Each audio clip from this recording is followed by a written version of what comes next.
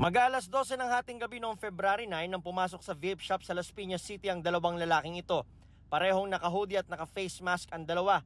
Ang isa, tila may binubunot sa dalang bag saka dumiretso sa pwesto ng staff ng tindahan. Tinutukan na pala nito ng baril ang staff kaya napaupo at nagdeklara ng hold up. May nakuhang more or less 70,000 plus iPad, cellphone, and relo. Tinangay rin daw ng mga sospek ang motor ng staff na kabibili pa naman at 3 araw pa lang sa kanya.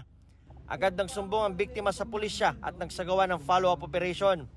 Madaling araw ng February 11 nang matunto ng kinaroroonan ng isa sa mga lalaki na nakaitim na hoodie na kinilalang si June Rex Tuyor. Nung una ay tumanggi pa siya pero umamin din kalaunan at itinuro ang bahay ng isa pang sospek na si RG Badan. Sa dashcam video ng mga pulis na nag-aabang sa tapat ng bahay ni Badan, makikita ang pagdating niya sakay-sakay ng motorsiklong ninakaw nila. Dito na siya sinundan ng mga pulis at tuluyang nadakip.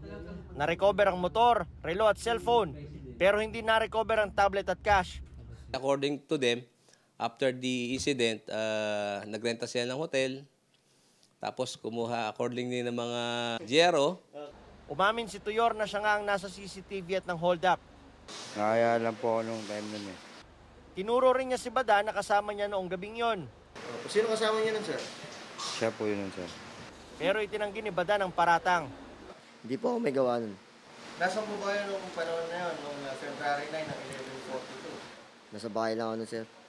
Nang tanungin bakit nasa kanyang motorsiklo, Pinatabi lang sa inyo, sir. dati nang may kasong frustrated murder, theft at illegal possession of firearms si Badan.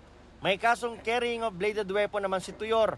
Na-recover kay Badan ang baril na ginamit sa pang-hold up. Para sa GMA Integrated News, Nico Wahe, ang inyong saksi. Tatanong ko, saan nila kinuha yung babae na